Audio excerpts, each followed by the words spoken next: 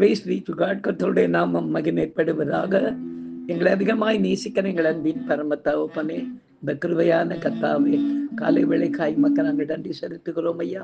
இந்த காலை வேளையிலும் உம்மை துதித்து பாடி ஆராதித்து இந்த நாளிலே நாங்கள் தியானிக்கும்படியாக கர்த்தர் நீர் எங்களுக்கு கொடுக்கிற வார்த்தைக்கு நேராக கடந்து போகவும், நீ செய்த நன்மைகளை கர்த்தாவே உடைய நாமத்திற்கு சாட்சியாக சொல்லி உடைய நாமத்தை மகிமைப்படுத்த, வசனத்தை உறுதிப்படுத்த கர்த்தர் உதவி செய்வீராக.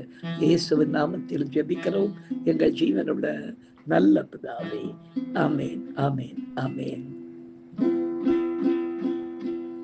எம்மாத்திரம் ஐயா, எம்மாத்திரம், எம்மாத்திரம் ஐயா, எம்மாத்திரம், நீசனாம் என்னை நினைப்பதற்கு, நீசனாம் என்னை நினைப்பதற்கு, எம்மாத்திரம் ஐயா, எம்மாத்திரம்,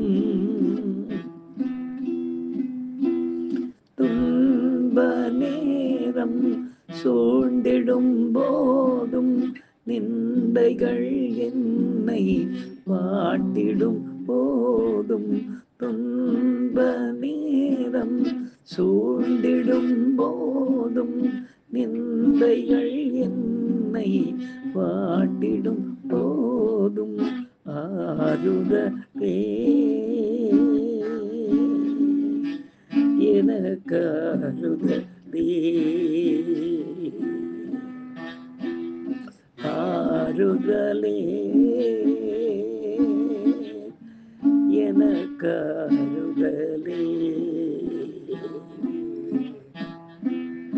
எம்மாத்திரம் ஐயா, எம்மாத்திரம், நீசனாம் என்னை நினைப்பதற்கு, நீசனாம் என்னை நினைப்பதற்கு, எம்மாத்திரம் ஐயா, எம்மாத்திரம்.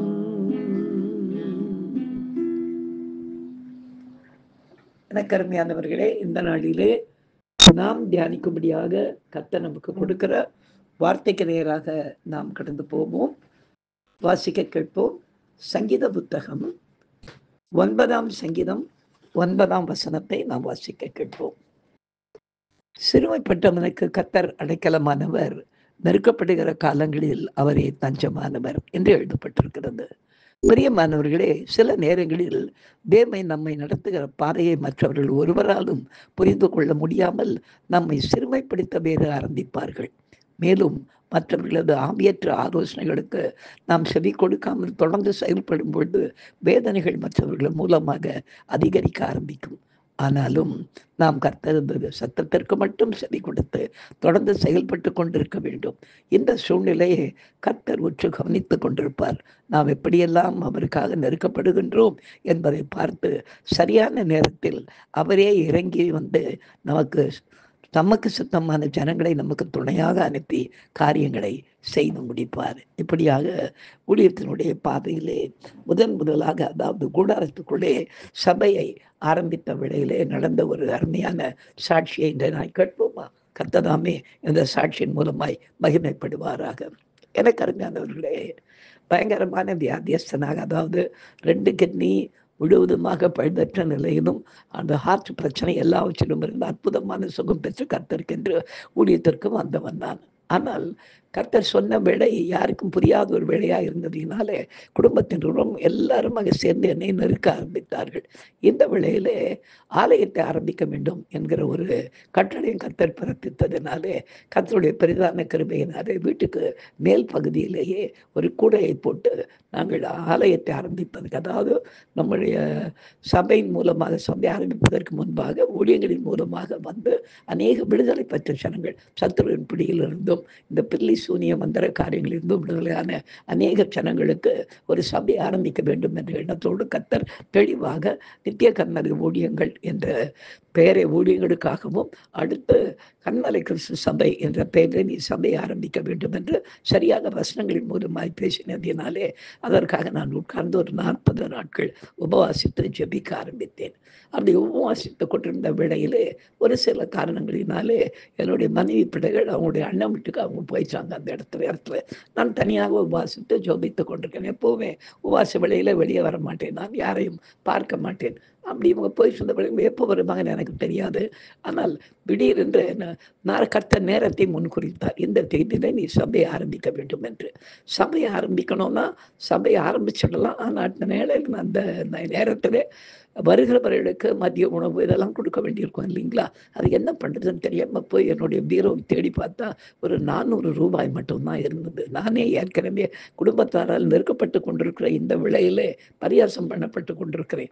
இந்த விலையில் எனக்கு என்ன செய்வதென்று எனக்கு தெரியல. எல்லாரும் சபை வர ஆரம்பிக்க போகிறானா அப்படி இப்படின்னு பேசிக்கிட்டு இருக்காங்க. இப்போ இதற்கிடையில் இந்த சாப்பாடு காரியம் பிரச்சனை இதெல்லாம் வந்து விட்டது. பேசாம நான் ஆண்டவரை நோக்கி நான் நான் ஜெபித்து கொண்டிருந்தேன். ஆண்டவரே நிறைய எனக்கு துணையாயிரும் என்று சொல்லி அந்த வேளையில் நான் இன்றைக்கு நான் பாடினேன் பாருங்க, எம்மாத்திரம் ஐயா எம்மாத்திரம் நீசனாம் என்னை நினைப்பதற்கென்று அந்த பாடலை கர்த்தர் கொடுத்தார். பாடலை பாடி முடிச்சுட்டு கொஞ்சம் மன நிம்மதியோடு உட்கார்ந்து கொண்டிருந்தேன். இன்னும் ஒரு 2 நாளில் சபை ஆரம்பமாக வேண்டும். அந்த வேளையில் என்னுடைய சகோதரி, எனக்கு மூத்த சகோதரி இருக்காங்க, அவங்களும் அவங்களுடைய சிநேகிதி 2 பேருமாக சேர்ந்து என்னை பார்க்க வந்திருந்தாங்க. உள்ளே வந்து என்னை முதல் முறை வந்து பார்க்குறாங்க. வந்து பார்க்கும்போது என்னப்பா உட்கார்ந்துருக்க அப்படின்னு கேட்டாங்க. நான் சொன்னேன், இல்லை சபை ஆரம்பிக்கணும், அதனால் டேட்டு எல்லாருக்கும் சொல்லிட்டேன், ஃபோன் பண்ணி எல்லாம் இருக்கு எல்லாருக்கும் அப்படின்னு. என்ன பண்ணுறதா இருக்கிற அன்னைக்குன்னு நான் சொன்னேன், என் கையில் இருக்கிறதே 400 ரூபா தான், அதான் முடிச்சுன்னு உட்காந்துட்டு இருந்தா அந்த நேரம் பார்த்து ஆண்டவர் பாடலை கொடுத்தார், அதனால் அவர் செய்வார் என்று காத்து கொண்டிருக்கிறேன் அப்படின்னு அவங்க சொன்னாங்க. அந்த விஷயமா பேச தான் நாங்கள் வந்திருக்கிறோம் அப்படின்னு சொன்னாங்க. என்ன அப்படின்னு கேட்டேன். எவ்வளோ பேர் வருவாங்க அப்படின்னு கேட்டாங்க. எப்படியும் ஒரு நிறைய பேர் விடுதலை ஆனதுனால புது ஜனங்கள் தான் எல்லாருமே, அதனால 200 பேர் 250 பேருக்கு வருவாங்க அப்படின்னு சொன்னேன். என்ன என்ன கொடுக்கலான்னு இருக்கிறேன் அப்படின்னு. வெஜிடேரியனா நான் வெஜிடேரியன். அது கூட அவங்க சொன்னாங்க, இல்லை இல்லை நான் வெஜிடேரியனே கொடுத்துடலாம் அப்படின்னு சொல்லிட்டு அவங்க சொன்னாங்க. நீங்கள் எதுக்குமே கவலைப்படாதீங்க, நீங்கள் பேசாமல் உட்கார்ந்து உங்கள் வேலையை அன்றைக்கு உண்டான செய்தி அன்றைக்கு உண்டான காரியங்கள் ஜெப வேலைகளை குறித்து அதை மட்டும் நீங்கள் திங்க் பண்ணுங்க பிரதர், வேறு எதையும் நீங்கள் யோசிக்காதீங்க, உங்களுக்கு நல்ல நேரத்தோடு வந்து சேருமென்னு சொல்லிட்டாங்க. எனக்கு ஒன்றும் புரியல, எப்படி என்ன பண்ண போகிறாங்கன்னு சரி நான் ஜெபம் பண்ண ஆரம்பித்தேன். கர்த்தர் தான் இன்றைக்கி சொன்ன பிரகாரம் அவருடைய ஜனங்களை அவர் அனுப்புகிறார் என்பதை என்னால் புரிந்து கொள்ள முடிந்தது.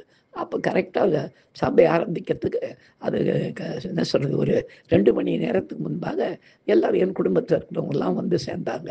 என் மனைவி பிள்ளைகள் வந்தாங்க. மேலே சபை ஆரம்பிக்கிறது கடகடன்னு எல்லாரும் வந்து இறங்கிட்டாங்க. மேலே நான் செய்து கொடுத்து கொண்டிருக்கும் போதே யோசிக்கிறேன், ஆண்டவரே இன்னைக்கு மதிய உணவுக்கு இங்கே ஒரு ஏற்பாடும் பண்ணவில்லை, அவங்க வந்து போனவங்க சொன்னதை வச்சுட்டு நாங்கள் அப்படியே நின்று கொண்டிருக்கிறேன் என்று சொல்லி ஜெபித்து கொண்டிருந்த வேளையில் எல்லாம் செம்மனெல்லாம் முடிந்து எல்லாருக்கும் ஆசீர்வாதம் கொடுத்து முடிக்கிறதுக்கு கொஞ்சம் நேரத்துக்குள்ள ஒரு பெரிய வேனில் கிட்டத்தட்ட ஒரு 300 பேருக்கு சாப்பிடக்கூடிய அளவிற்கு மட்டன் பிரியாணி, இன்னும் அதற்கு தேவையான என்னெல்லாம் கூட தேவையோ அதையெல்லாம் வாடகையிலிருந்து எல்லாம் மொத்தமாய் வந்து இறங்கி அந்த நாளிலே மிக அருமையான ஒரு பெரிய விருந்தை கர்த்தர் அந்த நாளிலே ஆயத்து பண்ணி கொடுத்தார். கர்த்தருடைய நாம மாத்திரம் மகிமைப்படுவதாக. பகைவருக்கெதிரே ஒரு பந்தி பாங்காய் எனக்கென்று ஏற்படுத்தி என்று சொல்லப்பட்ட வார்த்தையின்படியாக என்னை பார்த்து பரியாசம் பண்ணி கொண்டிருந்த எல்லாரும் மத்தியிலும் கர்த்தர் தெளிவாக இந்த வசனத்தின்படியாக இந்த பாடலின்படியாக அந்த நெருக்கப்பட்ட நேரத்தில் எனக்கு தஞ்சமாக இருந்து காரியத்தை அவர் செய்து முடித்தார். கர்த்தருடைய நாமம் மாத்திரம் இந்த சாட்சியின் மூலமாக மகிமைப்படுவதாக. நாம் ஜெபிக்கலாம். எங்களை அதிகமாக நேசிக்கிற எங்கள் அன்பின் பரம தகப்பனே, நெருக்கப்படுகிற காலங்களில் தஞ்சம் அவரே என்று சொல்லப்பட்ட வார்த்தையின்படியாக எங்களை பகைக்கிற ஜனங்களுக்கு முன்பாக ஒரு பந்தியை ஆயத்தப்படுத்துகிற தேவன் நீர் என்ற வார்த்தையின்படியாகவும் கர்த்ததாமே காரியங்களை செய்து முடித்ததற்காய் உமக்கு நன்றி. இம்மட்டும் அப்படியே காத்து வருகிறீர், இனியும் தொடர்ந்து செய்வீர் என்று விசுவாசிக்கிறேன். தொடர்ந்து எங்களை நடத்துவீராக. இயேசுவின் நாமத்தில் ஜெபிக்கிறோம் எங்கள் ஜீவனுள்ள நல்ல பிதாவே. Amen. Hallelujah. Hallelujah. God bless you.